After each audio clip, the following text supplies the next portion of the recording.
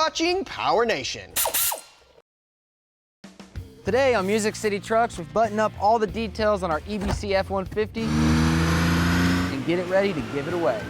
And since we're done with that project, we take a little break from the hustle and bustle of the city and the shop, and we come out here to the country to a little place they call Possum Holler Garage.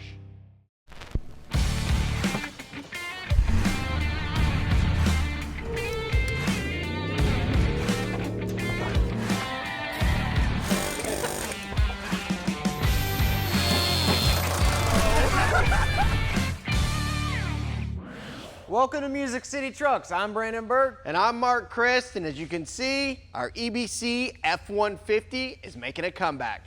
Now this thing, although it may not be completely finished, it's come a long way from where we started. Now obviously this is an EBC giveaway truck, so we had to throw the USR rotors and pads on there. Wrapped with some new shoes from Continental. We got the wheels from Holler. And then we went over to Summit Racing and got ourselves a lowering kit, exhaust system, cold air intake, and then we went to our buddies at Covercraft to get some new seat covers, and to get rid of all that flashy chrome, we went and got all the panels painted to color match the truck.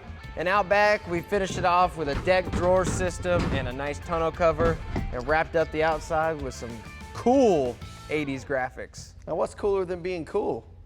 Ice cold? Check this out. So this is a console cooler by Dometic that's literally made for this truck, and it's a self-contained unit, and all you need to do to power it up is just plug this thing into the power source down in here, get that in, and this just drops right into place.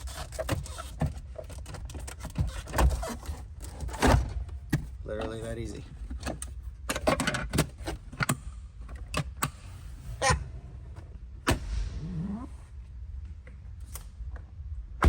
Now there's one more piece of chrome that I want to take off this truck, and that's going to be these fender emblems.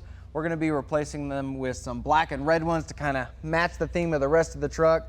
Now Ford has these clips on the back side which kind of make it a pain to get these emblems off. You actually got to take the inner fender out and then also cut this double-sided sticky tape. I'm going to try something a little different, and if it breaks the emblem, it's okay because we're replacing it, but if it doesn't, cool, we get the emblem off. I'm going to cut some wire. I'm gonna heat this emblem up, and hopefully we can cut it off in one go.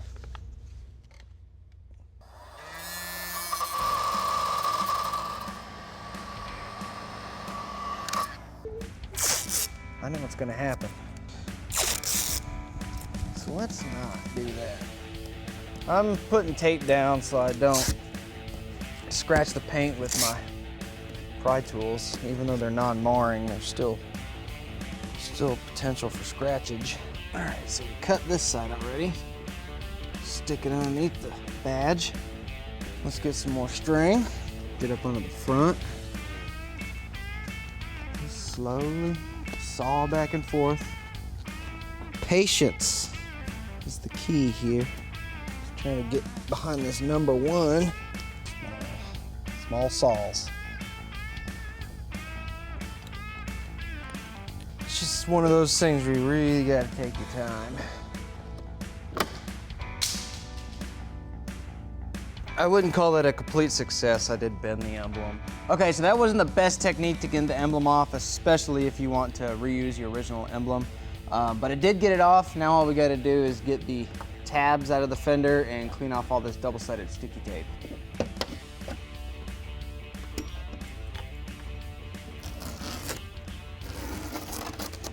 Making sure I didn't dent anything. Doesn't look like it.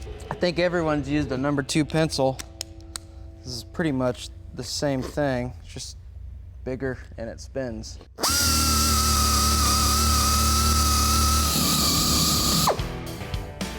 Just using some adhesive remover. Get all that sticky residue off. I'm gonna let that dry before I put the new emblem on. Unwrap this new emblem.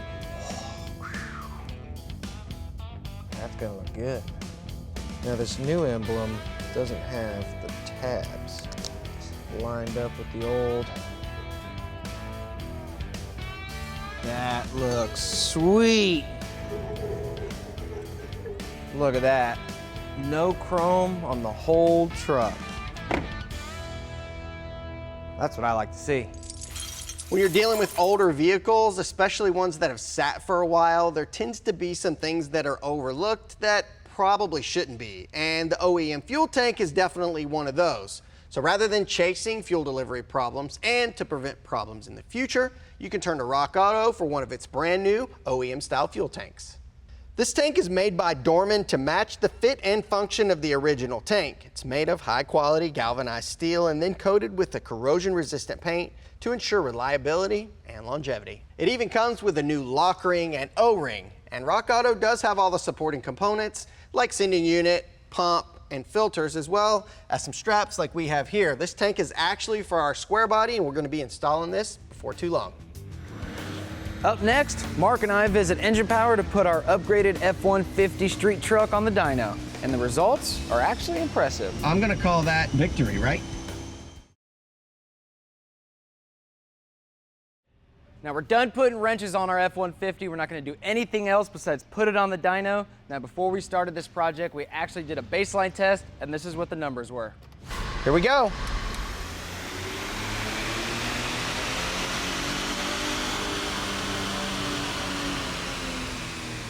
$315 horse, 342 pound-feet. I mean, that's not bad. I expected 300 at the tire, not 350 or 315. 315. That was spicy. I'll get in it before I start the pull. That way we got a clean dyno. There you go. Let's do one more. Now we're talking.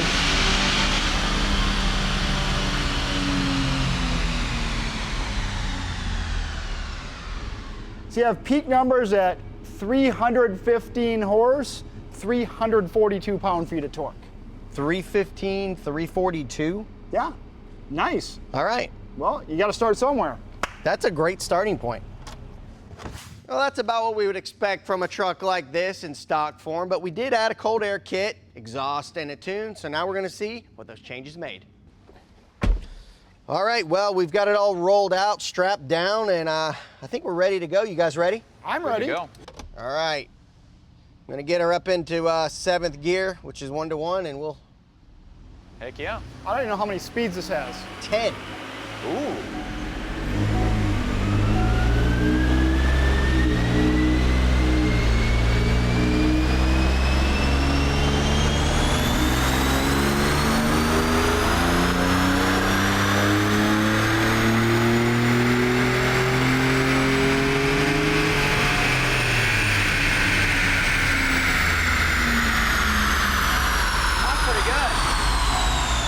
Felt good. It just kept pulling.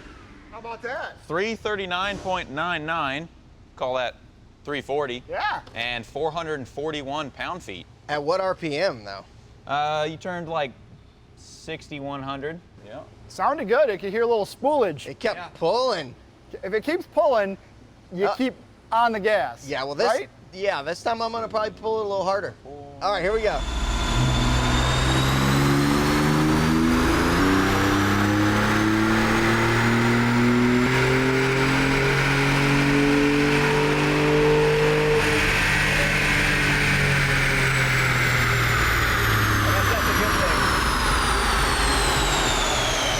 Rowdy. What And it made 323 and 428 pound-feet. So it's starting to get a little warm in it. A You know? little warmth in her, It but does Yeah, that. it blew the exhaust off the back. Nice. I'm going to call that victory, right? Heck yeah. that's All right. impressive. Thanks, guys. We'll get it out of your way. All Yeah. right. Nice Anytime. When you go to leave your house or work and your truck doesn't start, it's frustrating, right? I mean, you rely on your vehicle to get you where you're going. So when a part fails, you want to replace it with something that's as good or even better than your OEM component. Well, Duralast Gold's got you covered. Duralast Gold's alternators are engineered to provide amp output necessary for today's vehicles. Every unit is 100% new, not remanufactured, and triple tested, component, subassembly, and end of line, to ensure quality and performance. So if you're looking for a product that meets or exceeds OEM quality, look no further than Duralast Gold, available at your local AutoZone. Coming up, we take a trip to Sawdust, Tennessee and meet a guy who loves trucks and has a connection with a legendary country artist. Well, since we put the bow on one project and before we get started on the next one, we got a little bit of time out of the shop. And today we're here at Possum Holler Garage, and I heard he's got trucks. Yeah, not only that, he's definitely a truck guy, but not only that, he's got a lot of cool stuff here. You can probably tell from the outside of the building. Max is a unique guy and he's got a lot of cool stuff. Let's check it out. Let's do it.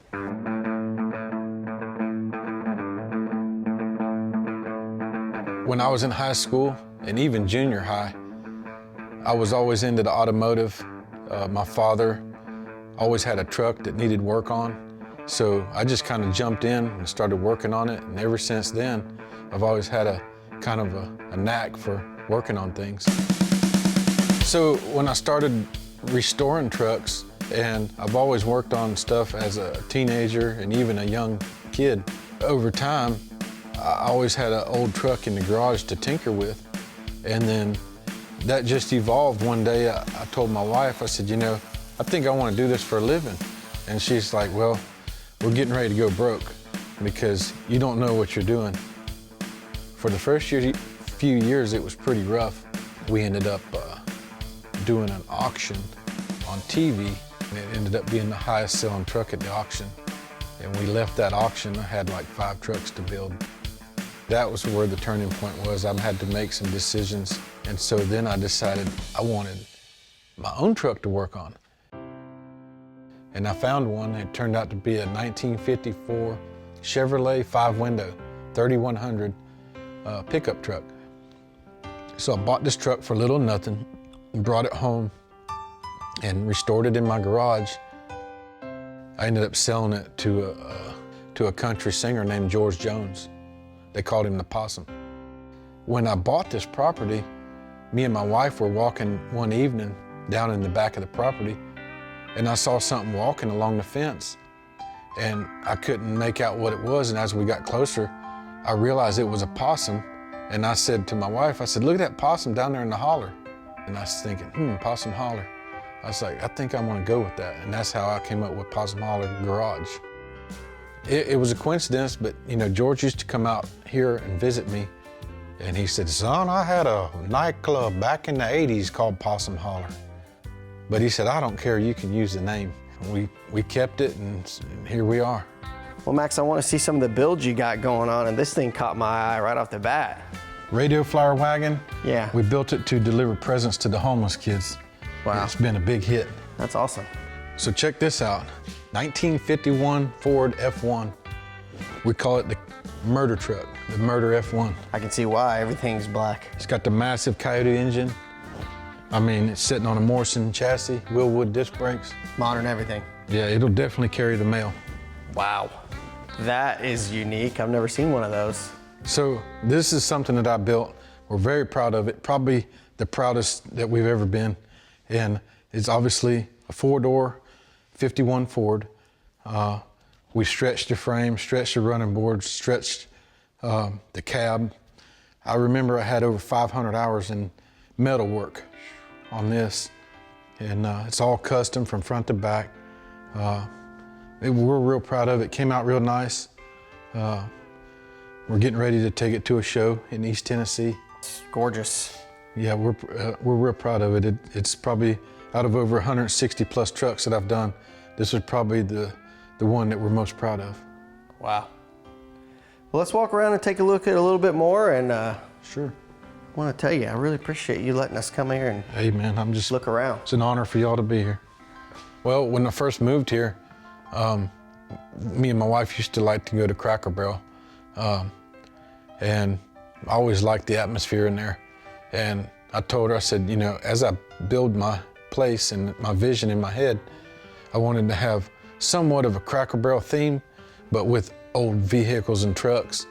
And then what's turned into now would be every time I travel to deliver a vehicle, I made it a point to bring back a souvenir from a different town or state. And so what you're seeing behind you is stuff that I picked up over my travels. You know, we're just gonna keep doing this until the day that we can no longer do it. I'm hoping that it'll be as long as I live and continue. I hope that there's some younger generation out there that also follow in me and other guys' footsteps that do this and maybe take over. Next, what's more alien? A guy with a fat fender Ford or a guy with a fat fender Ford that doesn't have a field full of truck parts?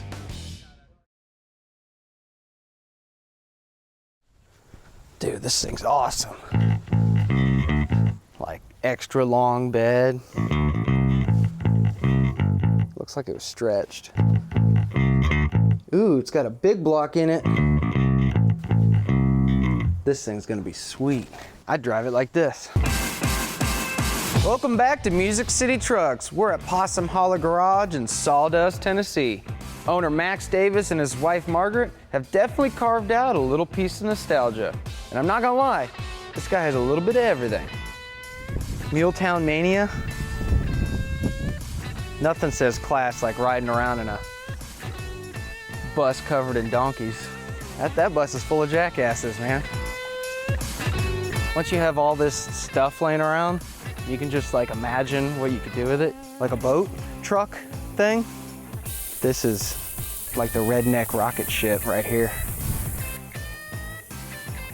Drink a cold one, fish off the back.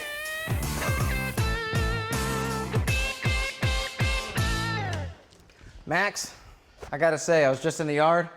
That's an amazing collection of truck parts, but a lot of Chevys. Now, Yeah. I'm kind of a Ford guy, and specifically a 48 to 52 Ford truck guy, F1. Okay. My dad's had them, I've got one.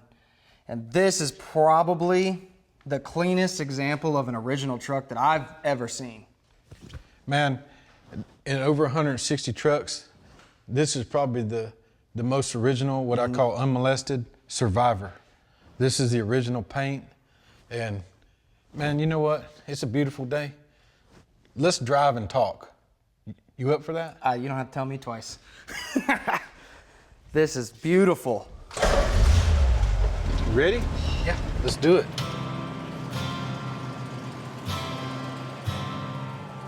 This is a rare truck here. Yeah, when my dad sees this, he's gonna freak. Yeah. So this is a second owner truck Second owner. and came out of Texas. Out of Texas, ended up in Tennessee. I'm just lost for words because of how nice this truck is. And like I said, me and my dad, we love the F1 trucks. And I mean, there's just nothing I would change about this truck. So what all did you do? I know you said that you converted it to 12 volt. We converted the charging system to 12 volt, so it starts easier. We rebuilt the motor, so it's got the 239. We just kind of pulled the motor apart, freshened it up. Transmission, rebuilt it. So I see it says 41,000. 41,000 original miles. Yeah, that's insane. Non-synchro at first and reverse. That's it. You know the old saying, if you can't find them, grind them. And back then, years ago, things were simple. You had 4 gauges, Yeah. oil, fuel, temperature, and battery. And nowadays, you got 20 gauges, and I don't understand half of them. But when it's all said and done, only 4 gauges are still important. I think the styling was right. You know, they got what they call fat fender Ford. Yep. This is a fat fender Ford. I mean, flathead V8 motor. It's only got about 100 horse, but That's all you need. That's all you need, you know. And also, if you had in a truck like this, being the time capsule, you want that sound, Yeah. you know. You don't want a turbo or a supercharger Right. whistle, or you don't want the sound of a coyote. Not on this truck. Yeah. This is that good memory truck, you know, cruise it in to go get you an ice cream, Yeah. you know, but Just has my phone in my pocket. It feels like we're in 1950. Yeah. Driving down Oh, yeah. in these back countries. Yeah. And that's why people love these trucks. It's because of the memories. Yep. But this is a nice road to take a truck down. It's real pretty. Yeah. All this country out here is beautiful. You know, I did a lot of work for George Jones, Okay. and he said, son, he said, this is God's country. That was a pretty good line. Yeah. You know, and then like 6 months later, him and Vince Gill and Patty Loveless and a lot of the other ones, they made a song called God's Country. Yep. And I stepped to myself, I wonder if that's something from when we went for a ride. That he just thought of at that moment.